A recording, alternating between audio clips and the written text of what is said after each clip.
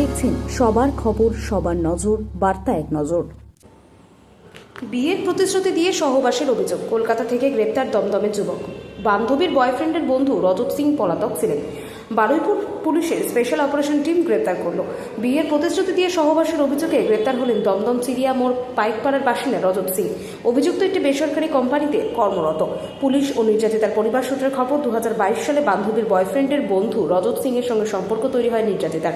অভিযোগ, বিয়ের প্রতিশ্রুতি দিয়ে তার সঙ্গে শারীরিক সম্পর্ক করেন রজত, পরে বিয়ে করতে অস্বীকার করেন। ঘটনার 1.5 মাস আগে বারুইপুর থানায় লিখিত অভিযোগ দায়ের করে নির্যাতিতা।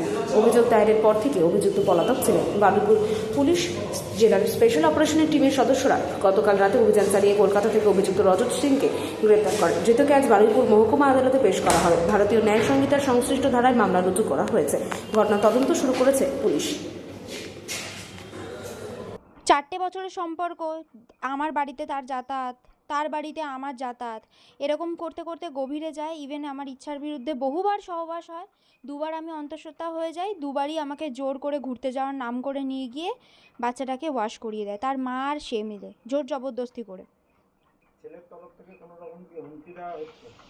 হ্যাঁ, মাঝখানে বলা হয়েছিল যে তোর যে পার্সোনাল ছবি আছে সেগুলো আমি 4 জায়গায় তোর বাড়ির লোকের কাছে শো আপ করবো, কারণ তোকে আমার সাথে বন্ধুত্বের সম্পর্ক রাখতেই হবে। তুই খাবি, আমার সাথে ঘুরবি, সহবাস করবি, কিন্তু বিয়ের জন্য আমাকে কোনো চাপ দিতে পারবি না। এখন আমি চাইছি ছেলেটিকে যাতে, ও আসামি যেহেতু দোষ করেছে, শাস্তি তো অবশ্যই ওর চাইছি,